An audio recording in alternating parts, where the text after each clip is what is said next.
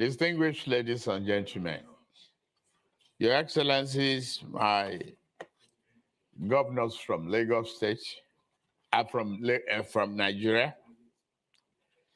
I thank you for coming. You are not strangers to me. There are some strangers to this democracy. I would like to begin by expressing my delight at being here once again to share my thoughts with this distinguished audience. The last time I was here in 2011, it was to share my view on the nascent formation of a Nigerian mega opposition party, the All Progressive Congress, APC. The party went on to win an historic victory against the ruling PDP in February 2015. It has been in office for almost 8 years. Over the years, Chatham House has carved a niche for itself and built a reputation as a globally admired, respected platform for intellectual engagement on different issues of contemporary interest to people around the world. Excellencies, distinguished ladies and gentlemen, it is time again for Nigeria to go to the polls to elect the next set of leaders. The national election, which will take place in the first quarter of 2023, can be considered as especially significant in Nigeria's quest for democratic consolidation. The 2023 election will be taking place on the back of almost 25 years of unbroken civilian rule. That's a record.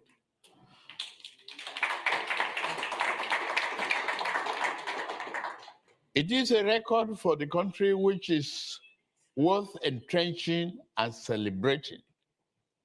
Every election, wherever it is held, is important to the people or entity directly concerned. It is also important to the global democracy community as well. Equally, there are also countries whose elections, on account of their weight and influence, carry wider implications beyond their immediate geographical boundaries. Nigeria is one of such countries.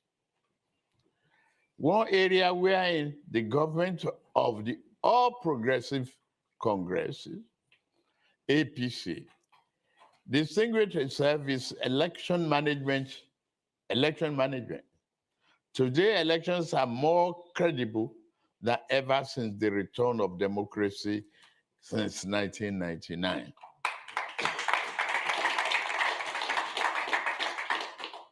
Recent statutory engagements, enactment, and allowing the use of technology, the tools for the accreditation of voters and transmission of results, will deliver the fairest and freest election in our nation's history.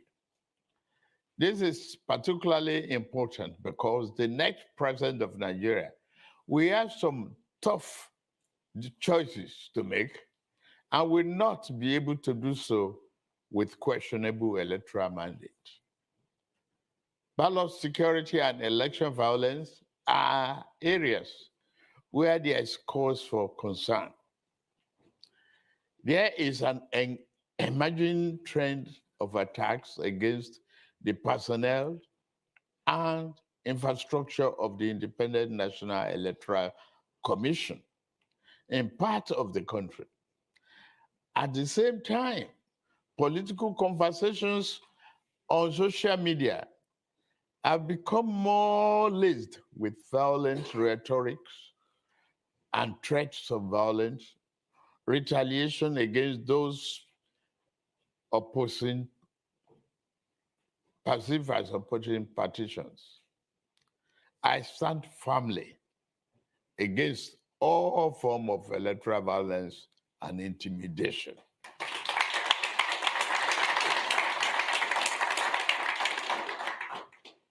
Having spent most of my career in political opposition, I have long fought against electoral malpractice, any attempt to extinguish the legitimacy of choice of voters. I will continue to do so, I promise.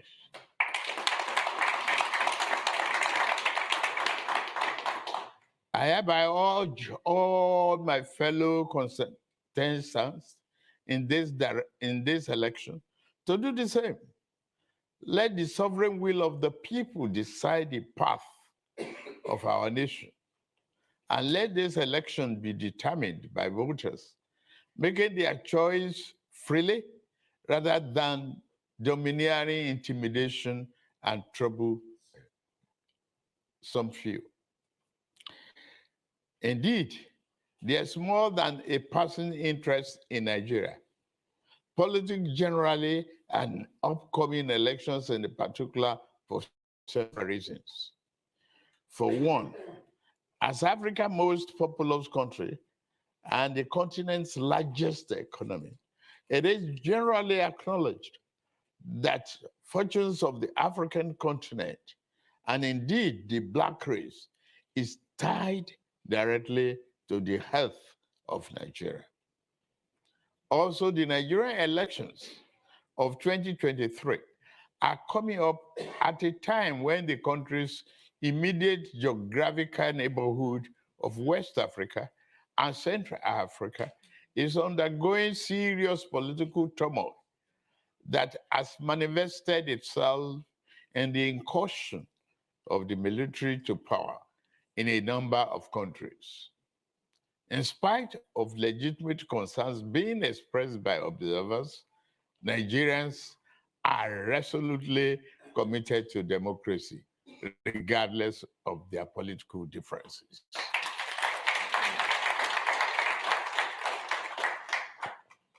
At the best of times, and with reference to its foreign policy orientation since independence in 1960, and since the end of its civil war in 1970, Nigeria has always crafted its domestic national security and economic development policies with some strategic foreign policy imperatives in mind. There is a close connection between domestic development and national security. On one hand, on the hand to prosper at home in peace and stability, Nigeria needs to uphold its national security, unity, territorial integrity, sovereign independence, and safety as well as well-being of its people. On the other hand, to secure itself, Nigeria not only requires to build and enhance the capacity of its armed forces, but also the welfare and well-being of its citizens. Though a commitment to the promotion of human security, the country has attempted through government and other successive governments interface national security and economic development as two sides of the same coin, focusing equally on food sufficiency and sustainable development. Nigeria shares direct land borders with 4 African countries, with whose people Nigeria also share historical and cultural affinities. This effectively means that the relationship between Nigeria and its immediate neighbors is such that it's more than just a geographical expression. To be fully secured at home, Nigeria has always believed it must be the brother's keeper. It was out of this understanding that African Premier Regional Economic Community, the ECOWAS, was established in 1975. Uniquely, ECOWAS had embedded in its mandate the promotion of regional economic integration as good in its own right, and in addition, understood sub-regional peace and security. I am convinced, as I am sure of most of us are, that the broad principle that enabled successive Nigerian government to interface development and security and established an organic link between the national security and economic development with regional peace and prosperity is both impeccable and remains relevant. It is an approach which I commit myself to upholding and advancing, I promise you.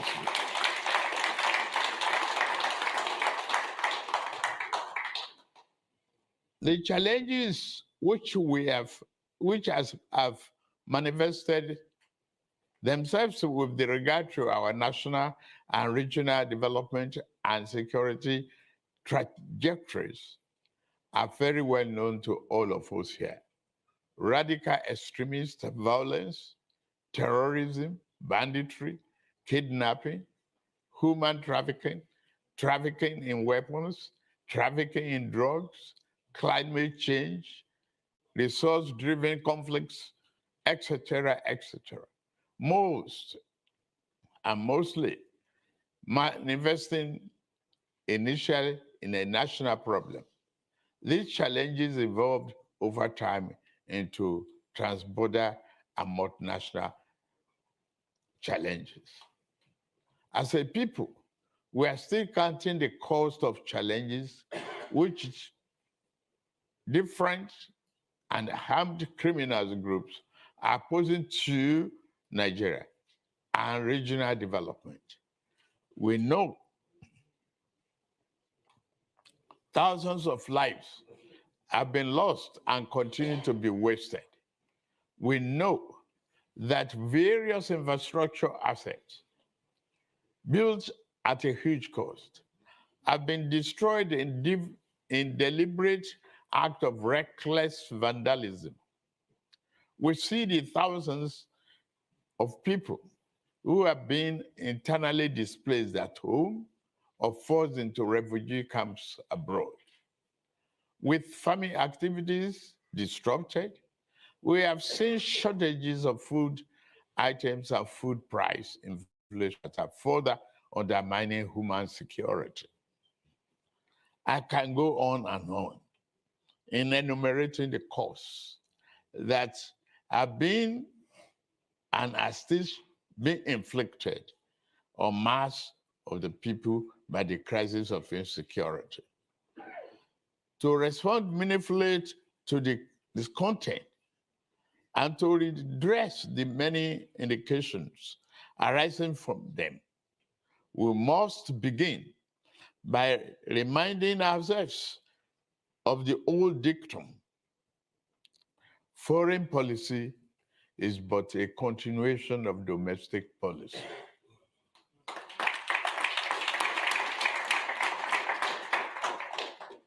As a first step, we must recalibrate domestic policy in order to revamp the foundation on which our need to pursue human security rests.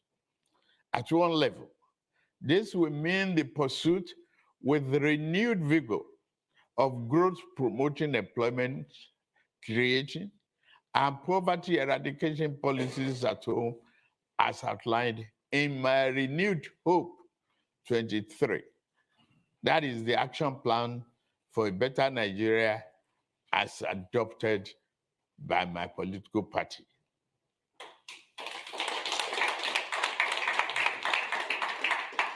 The present administration has invested heavily in agriculture, providing loans and expanding the country's total area of cultivated land. We will build on this, but our focus will be on using technology and expertise to accelerate growth and development by providing the critical infrastructure necessary to achieve the commodity transformation in the agricultural value chain.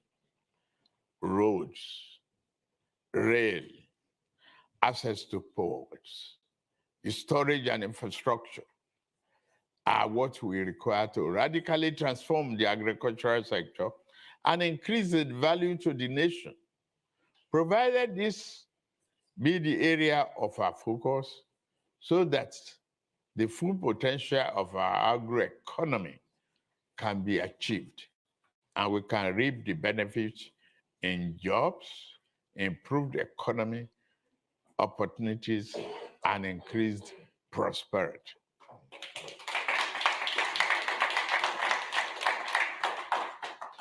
Fixing the perennial redo of energy supply is another priority. There's no version of the world where Nigeria's ambition for self can be achieved without solving the problem of how to provide energy to homes and businesses across the country. It is time to recognize that the centralized approach to energy policy infrastructure is not an optimal arrangement, and it is unlikely to improve by mere tinkering around the sites. The federal government, as regulator, an operator, and the price fixer, is a broken model.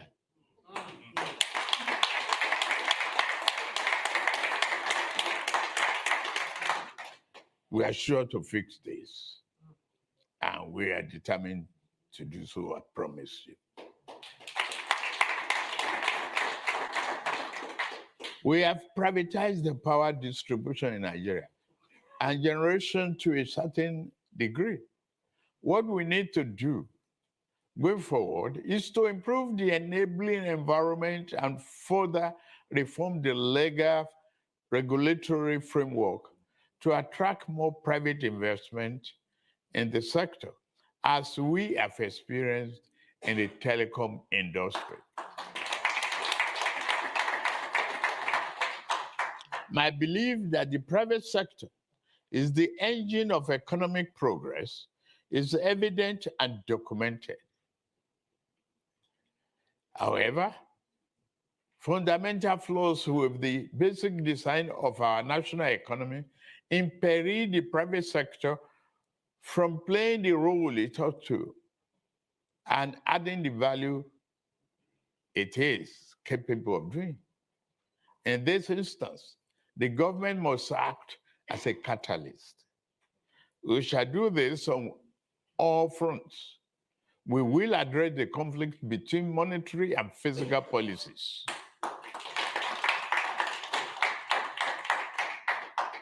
Budgeting will be based upon the projected spending level needed to push the real annual growth rate above 7%. We will reduce the unemployment rate so that we can double the economy in 10 years.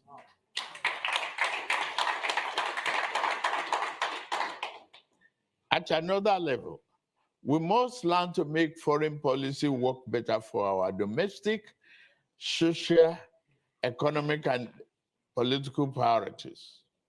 To do so, our foreign policy apparatus will need to be renewed to take full advantage of global initiatives and processes that work for us and tally with our domestic priorities.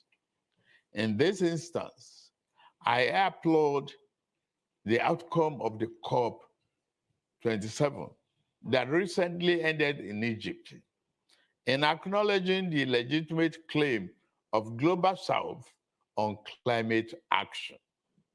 In accepting adaptation and energy transition principles, including the treatment of gas as a transition fuel, we work more on this.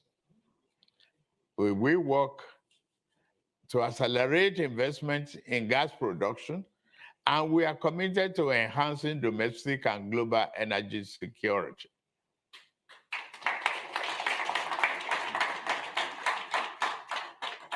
Furthermore, beyond what we do nationally, we must also become much bolder as Africans in our effort at regional and continental integration and security.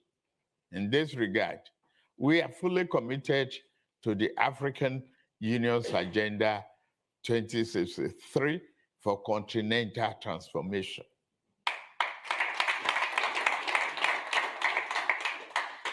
Amidst the changes taking place in the global order, the primary duty of leadership in Nigeria, and I dare say, all Africa, is how within a vision of national development and security that is human-centered, not foreign policy that is crafted to fit the priorities of rebirth and accelerated progress. This is the task to which my colleague and I have committed ourselves as part of a broader project of leveraging our national assets and natural endowment to nurture and to project a renewed Nigeria that will be responsive, and respected driver of prosperity and harmony in Africa and around the world.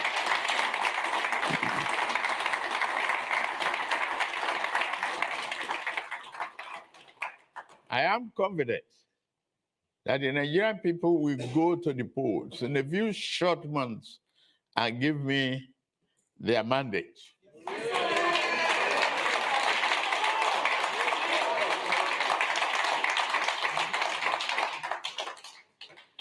I'm ready to lead and govern the country. I will return here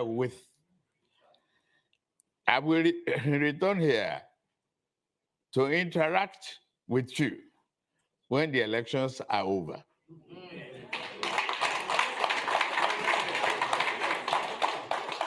I will come, not with a long list of priorities for the future, but with a plan for the collaboration in the best interests of the country.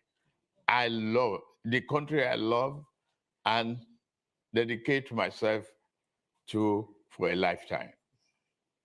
I hope you will receive me then as gracious as you have today.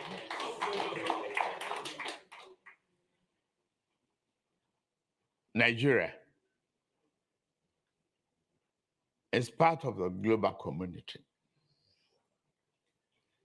ready to accelerate its growth and committed to democracy, freedom, and understanding around the world.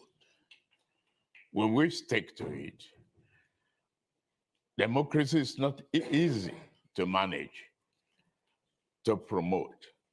We have seen challenges around and across the world, but we are up to the task. Thank you.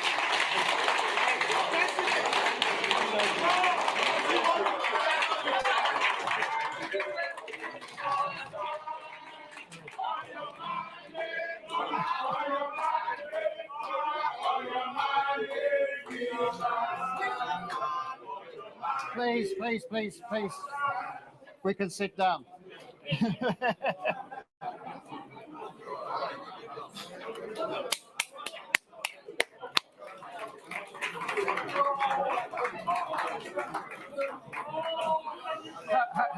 Hello.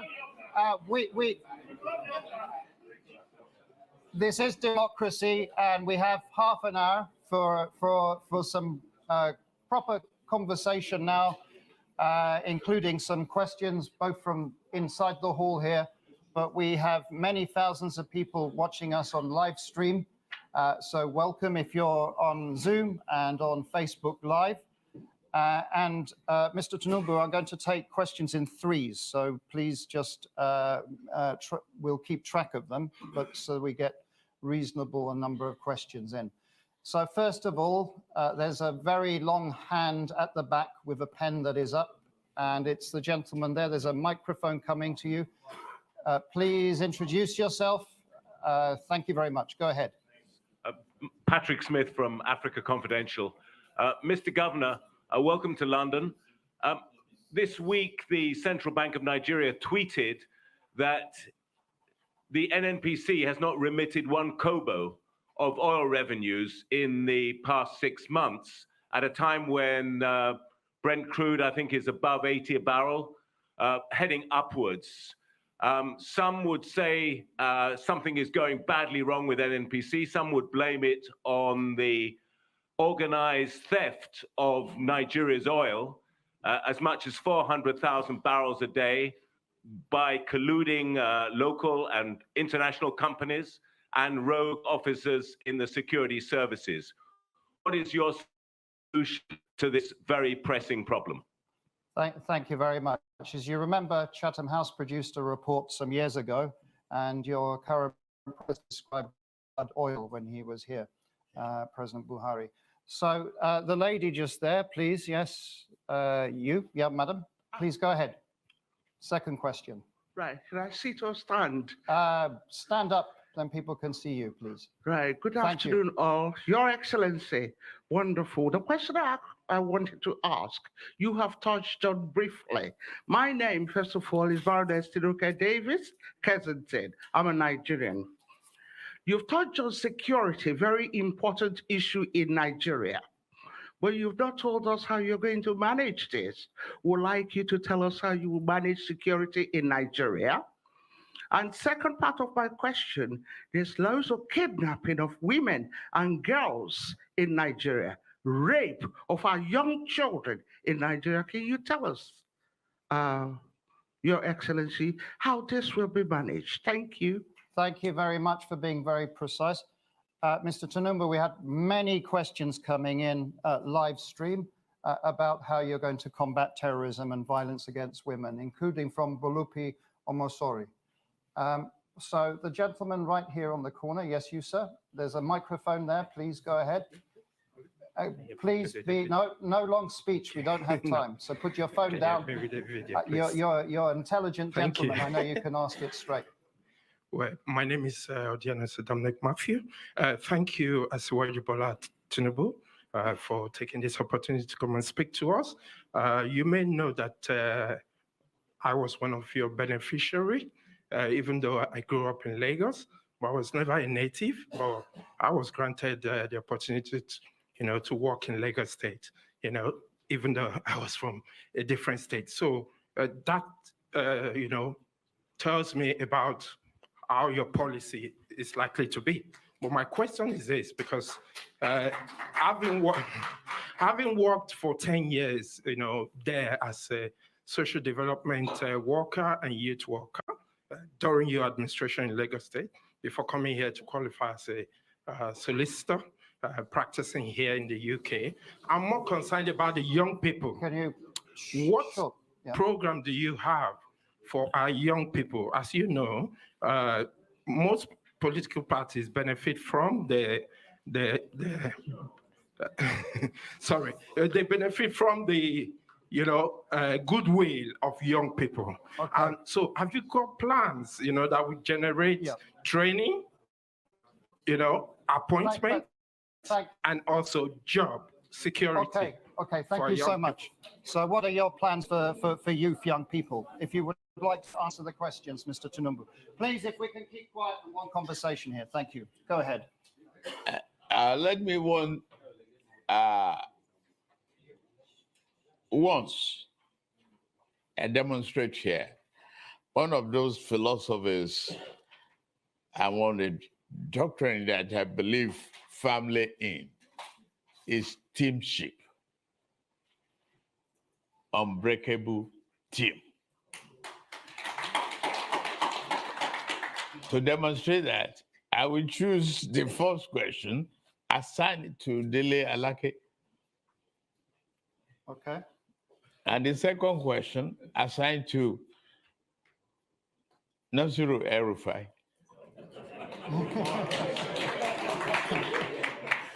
And third question, assigned to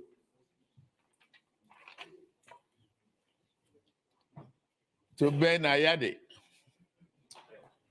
All right, so can we have microphone coming in the front? And the first question is about blood oil. Yeah, oil.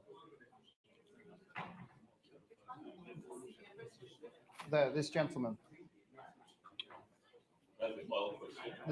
Yeah, El-Rufai, I can see him. Yeah. Please go ahead. Security, Nasiru El-Rufai. Yes, thank you very much for that. Now, the issue of oil theft in Nigeria is as deep-seated, and it's been long-standing. It's been there. It's not a new development, as we all know. It's been there for decades, and then we discover the various dimensions daily. Now, the incoming administration, by the grace of God, of Bola Ahmed Tinubu, has devised some novelties in terms of strategies. First of all, to combat oil theft is tied to the security situation of Nigeria. Now, the questioner has linked it with connivance with the security agencies. Now, the Bola Ahmed Tinubu administration has a three-pronged approach to this. In terms of regenerating, revamping, and recalibrating the security equipment, technology, that's one. The human angle, in terms of the size of the security too. Today, we have over 200 million people, and there's no way the current strength of our security agencies can adequately cope with the gargantuan and enormous problems of security, securing lives and property. So the personnel of all the security or coercive agencies will be increased to cope with the large population of Nigeria. That's another dimension. The third dimension is really employing state-of-the-art technology like drones. We know today that there is, in terms of kidnapping, in terms of even identify the oil theft and the oil pipelines, the illegal pipelines that have been rigged, that have been embedded in the ground for years. You cannot but employ technology like drones to pinpoint the actual spots where these things are. And this has already started. The current administration actually is making very good strides in this respect. They've been unearthing and discovering and arresting, apprehending the culprits in charge of what. So this will be intensified. It will continue and actually be taken to a higher level, such that in the first 6 months of the Bola Ahmed Tinubu administration, oil theft will not only be reduced tremendously, the goal is to stop it in its entirety. I think that's all. Excuse me. That does not mean a departure from the present administration. The classification, a theft and a receiver exists.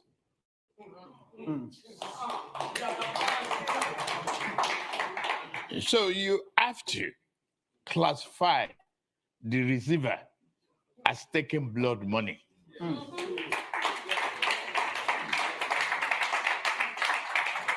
So, Governor El-Rufai, please, go ahead. Your Excellencies, my friend, Mr. Alex Vines, ladies and gentlemen, security has been a big issue in Nigeria in the last few years, and that has affected not only rural economies, but agricultural production, commerce, and everything else.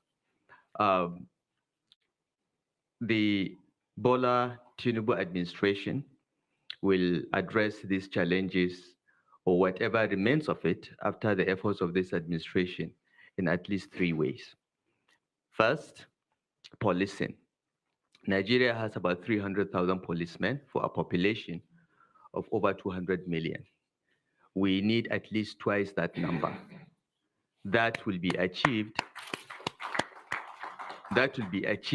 by amending the constitution so that policing can be at federal, state, and even at community levels.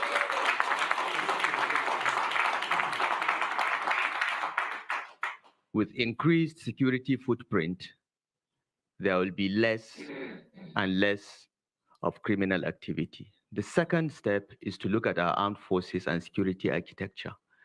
Nigerian armed forces are not more than 200,000 in size, the Army, Navy, the Air Force. While some countries are even looking at a space military, we are struggling with just less than 200,000 members of the armed forces for a country with a population of 200 million plus.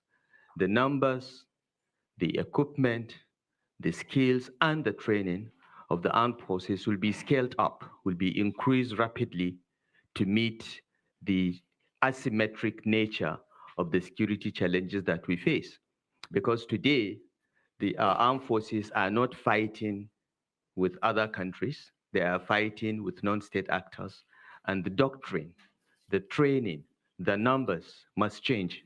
And the Bola Tinubu administration already has a blueprint which is embedded in our action plan to address this. We'll scale up the numbers of the armed forces, we'll ramp up not only the numbers, but the training and equipment. In Nigeria, in 1967, the total size of the Nigerian army was only 10,000. Because of the civil war, within a year, we ramped it up to 250,000. So it can be done. And what we are facing in Nigeria today, banditry, terrorism, separatism, and oil theft requires a new approach towards security, enhancing the numbers, providing enhanced technology, and collaborating with the rest of the world to ensure that our country is not only internally safe, but not a threat to our neighbors. Thirdly, the issue of proliferation of small arms. Following the collapse of Libya due to no fault of ours, will have to be addressed through collaboration with countries like Mali, Niger, Sudan, and Chad, and so on and so forth. This we have already started, but this will be deepened and broadened under the leadership of a new security team under the Bola Tinubu administration by the special grace of God. Thank you. Thank you. We have a third question on education and youth, of which we have got about 30 questions on this that have come in, including from Mariam Haruna. So, Mr. Tinubu, maybe you'd like to answer that question. I would love to do so. Youths are part of today, but they are the greatest asset for tomorrow. We need to prepare them from now, from our all-inclusive government. The youth has been part of that. I want the governor of Lagos State to stand up.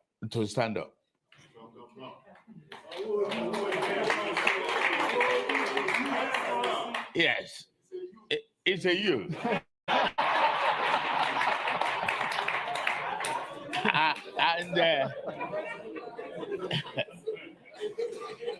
It's driving the fifth largest economy in Africa today, and the transformative government of our legacy, my own personal legacy. Yes, the education system is to change. We overhaul it. Tinker with some areas with the philosophy that no one will be left behind. There be student loan for all the students. We are going to We are going to reform the Almajiri system.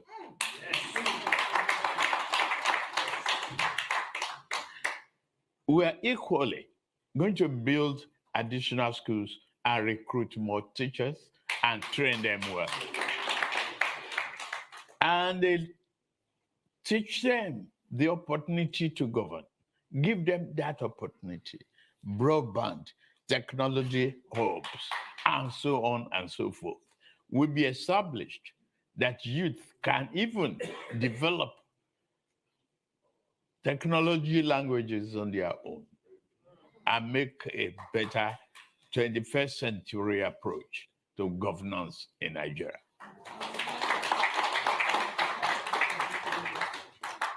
Okay, we're having another round of questions. So I start with the lady there. You, yes.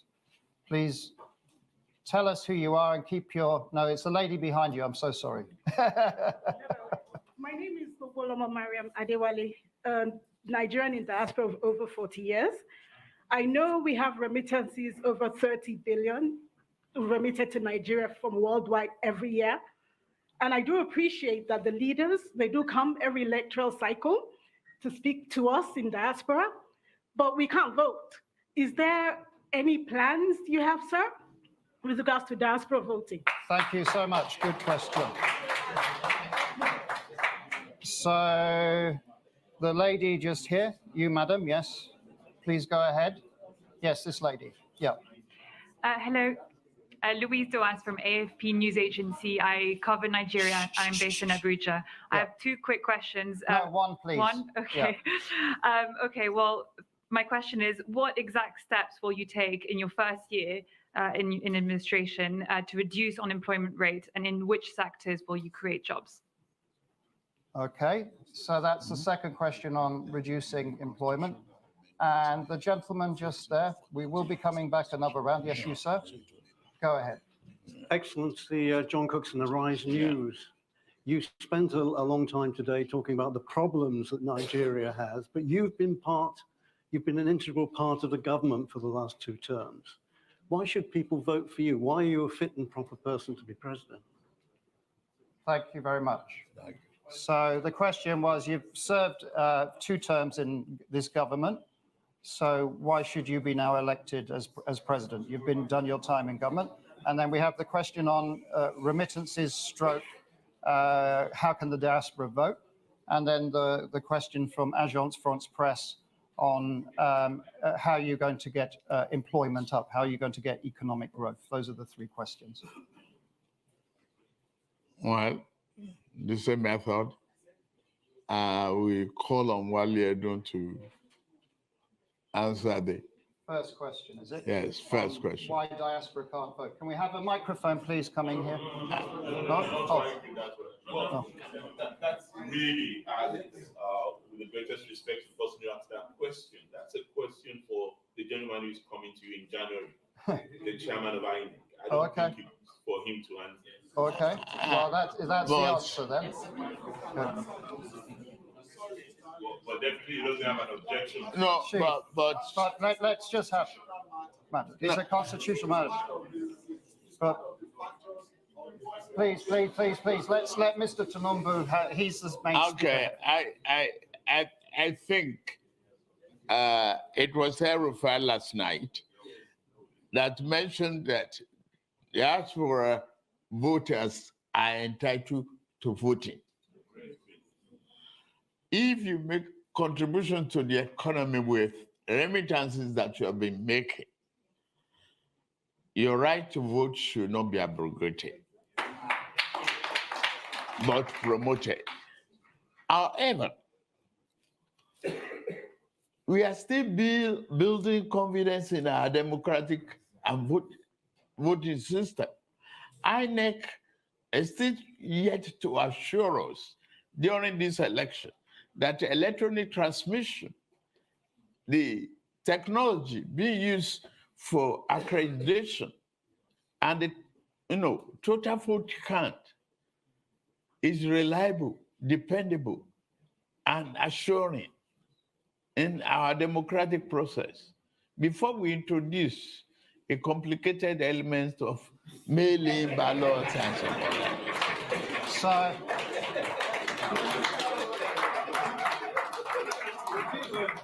please. So my message is this conversation will be continued on 17th of January. We have Professor Yakubu here from INEC. Please come back and have a discussion with him. Second question, the one on economic growth and reducing unemployment. Please, sir, the microphone is just there for you. Thank you. Good afternoon. As our presidential candidate said in his speech, his aim is to increase economic growth. He talked about getting at least 7% growth, because that in 10 years will help to double GDP growth. And the key to his policy for increasing economic growth, achieving rapid growth, is to enable the private sector to make the investments that will increase productivity, grow the economy, create the jobs, and reduce poverty. That's the trajectory. And in particular, he's going to implement both, as he mentioned, the monetary and fiscal policies that will free up the space for private investment, particularly in infrastructure, and also through the promotion of agro-allied industrial processing zones. It is in agriculture in particular where the jobs will be created that will enable not just growth, but inclusive growth that provides enough employment opportunities that will lead to reduction of poverty. So the Tinubu administration is essentially all about private sector-driven economic growth. And foreign direct investment will also be a key element of that process. That's the objective of the administration, and that's what they intend to achieve through the economic policy. Thank you. Thank you very much. And there was the third question from Arise News on that you've served 2 terms, Mr. Tinubu, already in associated with government. Why should you be present, I guess, is the question that was asked. I guess my name is Bola Tinubu, and the current president is Muhammadu Buhari. And there's nowhere in the Constitution that says, a current administration cannot be a continuity in their own ways. It doesn't remove me from adaptation to my own economic philosophy and developmental program. I did it in Lagos.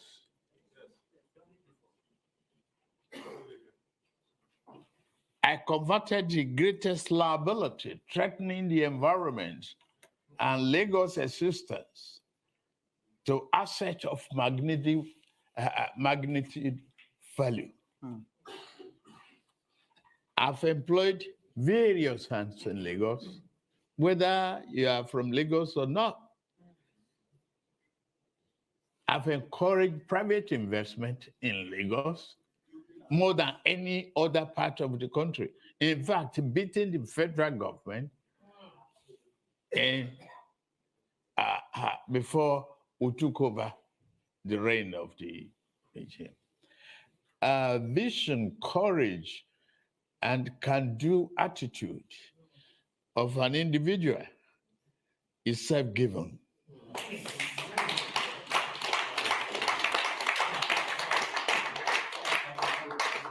And I believe I've earned that throughout the country.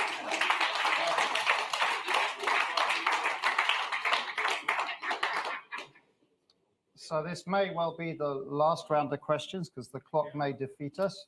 So the gentleman right at the back there, you, sir? Yes? Go ahead. First question. Thank you. My name is Ayo. I lead a social justice charity here in the UK.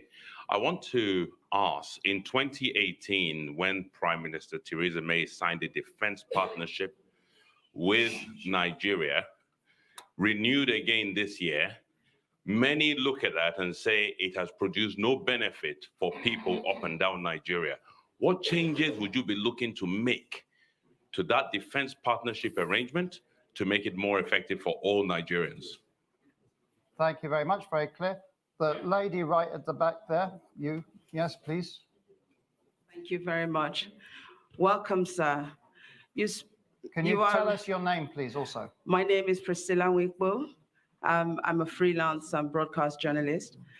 Sir, you've spoken a great deal about what you've done in Lagos, and yes, we're very aware of it, and you're a team player because you're able to include everybody else, and we appreciate your team here today, and they're very capable, and we can see that they have the capacity and the capability.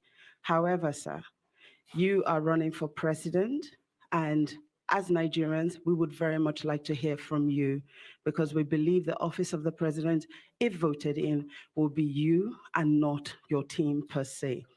So on that note, sir, if I may, we haven't seen you engage with Nigerians on a one-to-one interview or at any of the live programs that has been going on. And furthermore, there are issues at the moment running with regards to your identity, with regards to your age. So I wonder if you could provide some clarity on the issues of your identity and age, and also let us know when we can engage with you one-on-one in an interview, hear from you directly as the office holder. Thank you.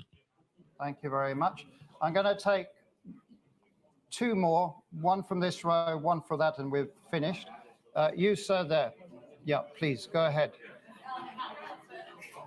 Yeah.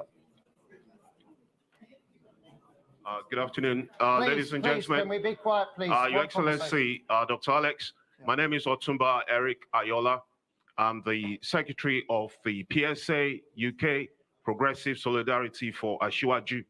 My question to you, Your Excellency, sir, is about the health sector.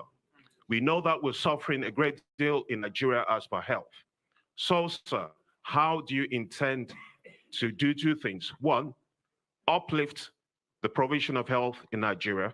And secondly, how do we stop the brain drain of our best doctors, nurses escaping Japa to the UK or anywhere else? Thank you. Thank you very much. We'll take one more and that's it. We had many questions online about health also and what a Tinubu administration would do about health.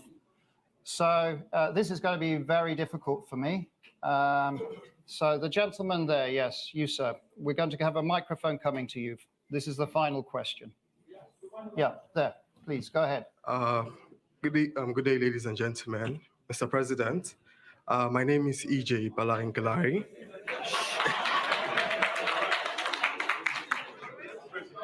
Please, please, please. Mr. President, my name is EJ Bola Tinubu, a member of the APC from Adamawa State. Your two opponents, Alhaji Atiku Abubakar, has prided himself as a unifier, but has failed to unify his party. And the other one, I will not mention his name, is running his campaign on religion.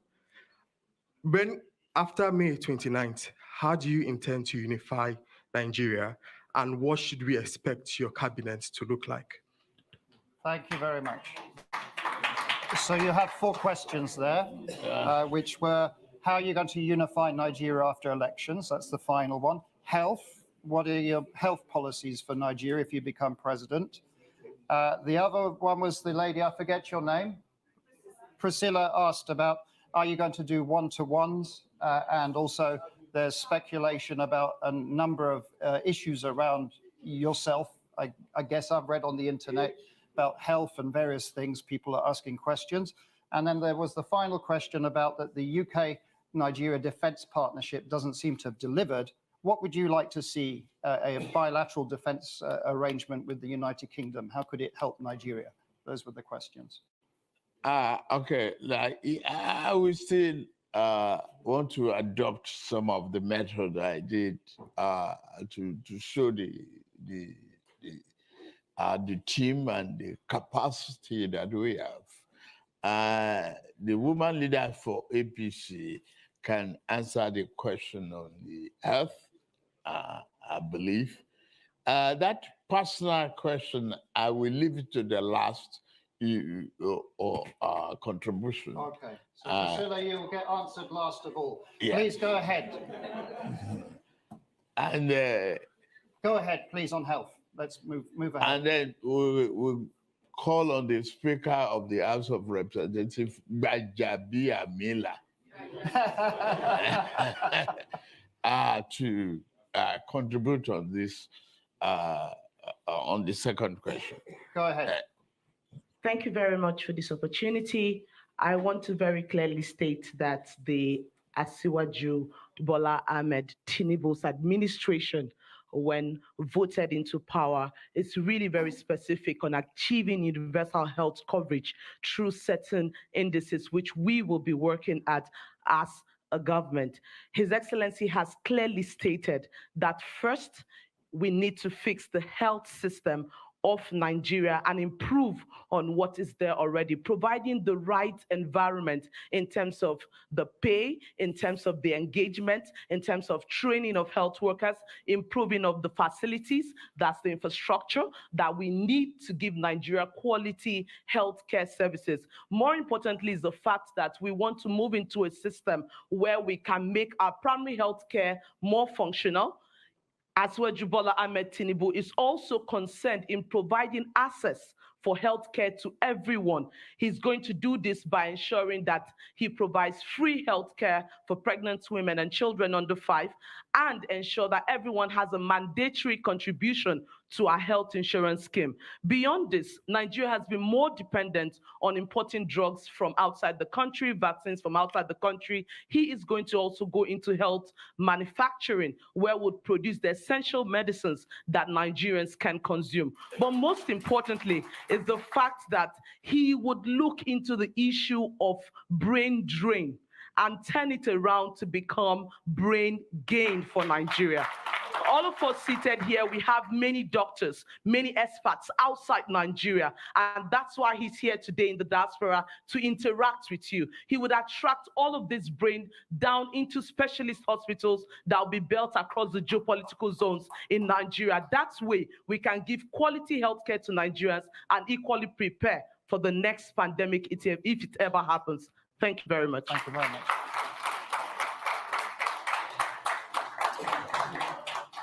And then we had the speaker. Where is he? There he is. In order to pronounce your name right. Go ahead. Kabaja Mayala. Just call me Baja. That's fine. What was the question, please?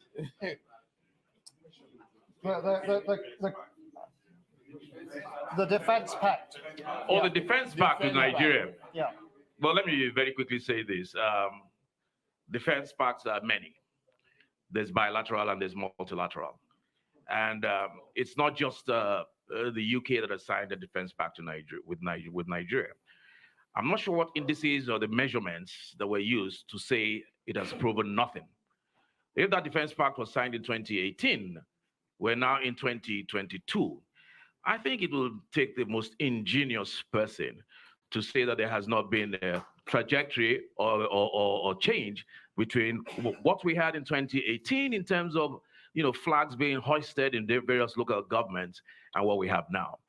I think more important in terms of defense pacts, it's a defense pact with the United States and other countries, apart from the UK as well. So I call it a multilateral defense pact. We have the Leahy Act in America, which we need to look into, which actually deprives Nigeria and some other countries of utilizing armaments that are manufactured in the United States.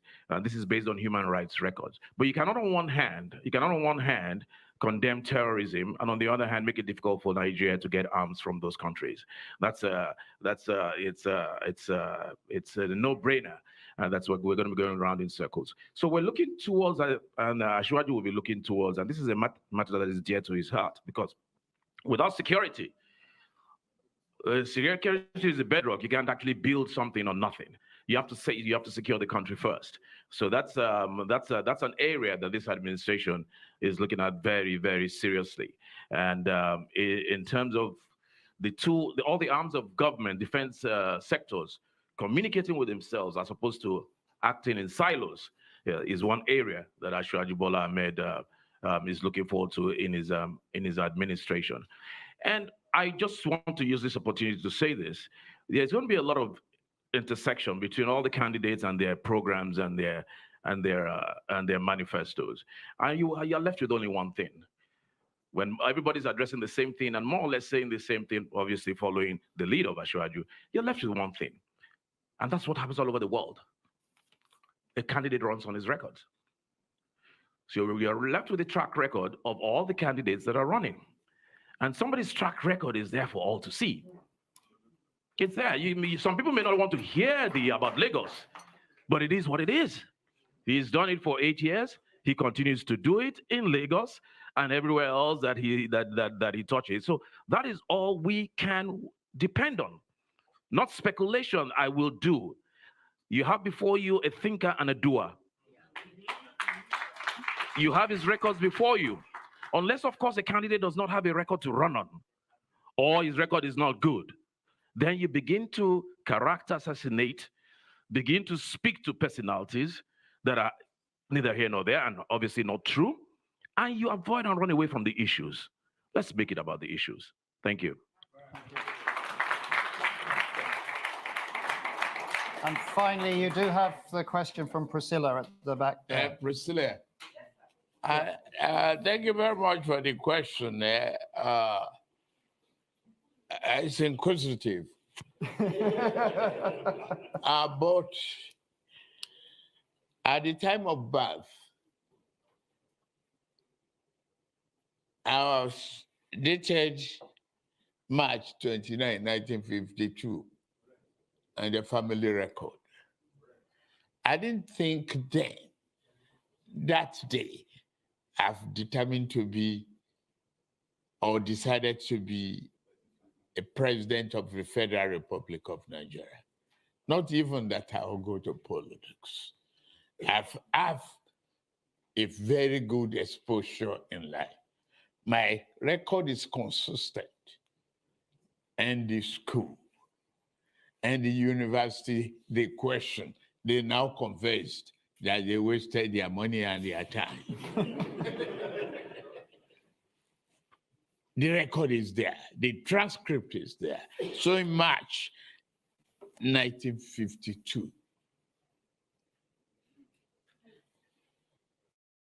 I'm not claiming another father. I am Tinubu and Tinubu proper. If they want a DNA, they could as well require for one. One of them has been even accused of not being a Nigerian citizen. I didn't touch that area. Yes. Equally, it remains the same. Deloitte, Chicago State University, where I graduated, has attested to that.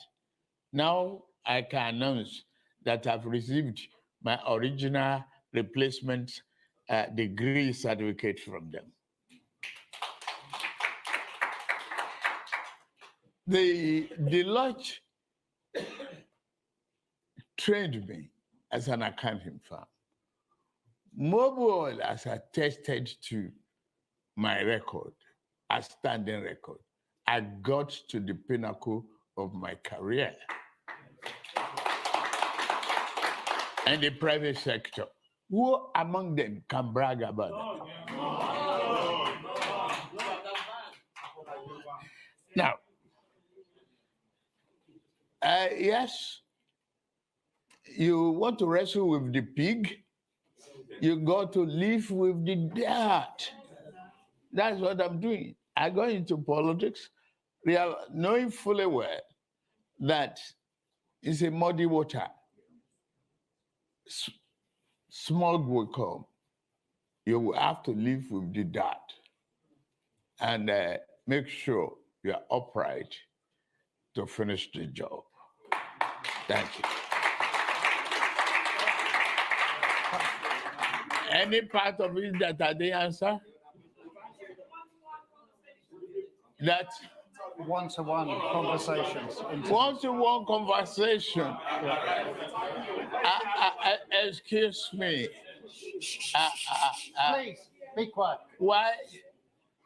I see myself as a marketable individual. Want to use me to make money, and I'm saying no. All right. Ladies and gentlemen. Thank you.